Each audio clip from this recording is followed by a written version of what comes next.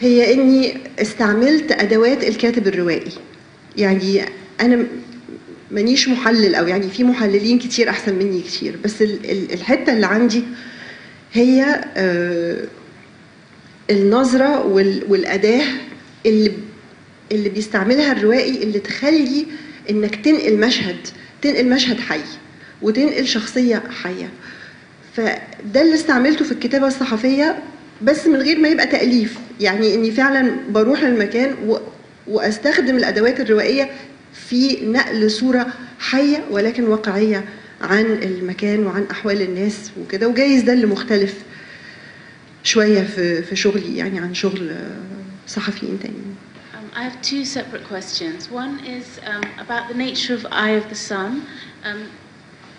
In the Eye of the Sun, I was wondering whether at the time it was written you had any resistance from either publishers or agents in terms of the format that it takes, because it's long and it's got a lot of political content, and I think in the current climate probably it would be quite hard to, I think writers get dissuaded from writing such ambitious works. I think it's a brilliant book. I wouldn't change a word, but I was wondering how it was received initially. That's the first question. The second question, I wanted to ask about Wagih Ghali. I saw that you'd once written a review of Diana Athill's book about his life and her life with him. And I was wondering whether you or anybody else has ever got hold of the diaries that he bequeathed to her, and if there's any more of the story with regards to his life and his work. Thank you. Okay. Is it okay if I speak in English? بس بستأذنكم في إني أتكلم بالإنجليزي عشان السؤال جاي بالإنجليزي. In the I've been very lucky in my publishers, so I have to say that really. But I started with Liz Calder when she was in Jonathan Cape many years ago, and I moved with her to Bloomsbury when she established Bloomsbury. When I handed in the manuscript of In the Eye of the Sun, all 800 pages of it, I can't say that they were delighted. There were two issues. One was the length, and one was the fact that I quote so many popular songs, and they were really worried about paying royalties to all those people. So those were the two issues, and there were suggestions that it be broken up and issued as two novels and so on. I was young, and it was my first novel, and I was uncompromising. I believed that every single word mattered.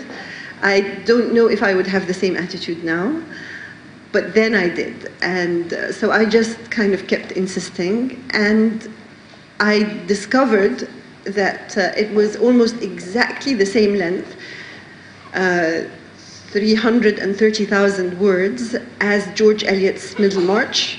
And so I used that as a trump card, that this is the same length as George Eliot's Middlemarch, and what's the problem with that, and so on. So eventually it was published.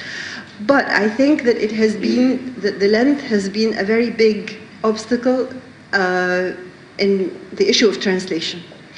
Because both my publisher and my agent thought, when The Map of Love, the translation offers kept coming in and it was translated into 20 languages, they thought that In the Eye of the Sun would follow, and it didn't.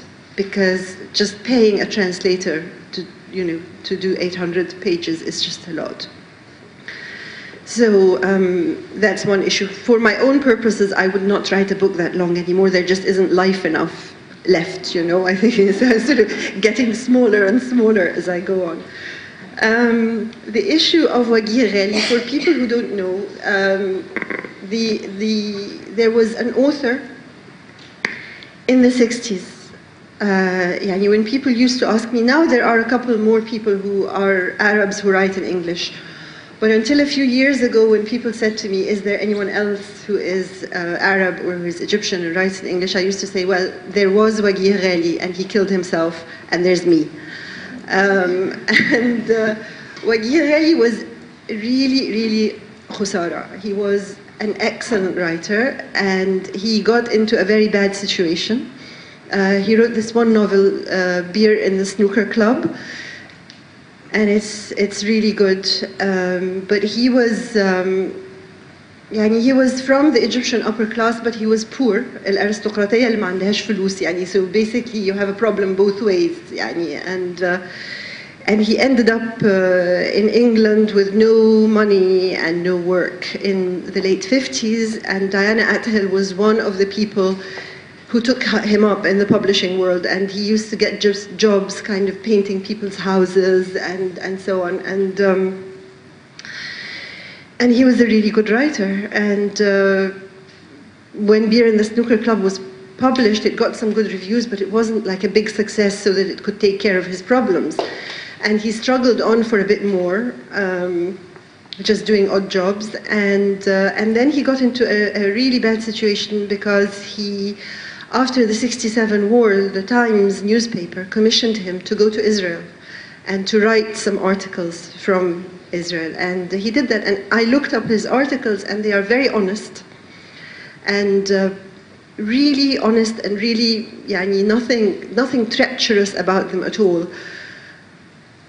But it was still a taboo. It was still a really dangerous thing to do. I mean, for an Egyptian to go in early '68, after the defeat, to go to Israel and write from within.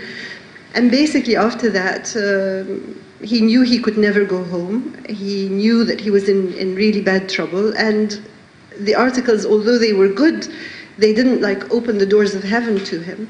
And he ended up killing himself. Your question about the diaries, I think they are very interesting.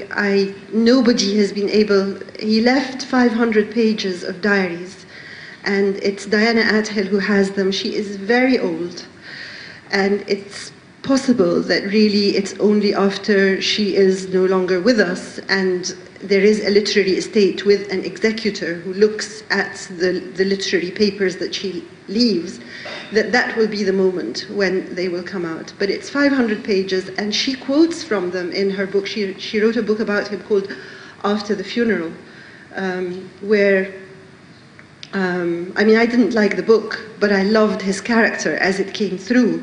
And the quotations, her quotations from his diaries, are the best pieces of writing in that book, you know?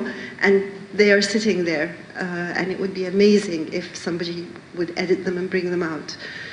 Maybe one day.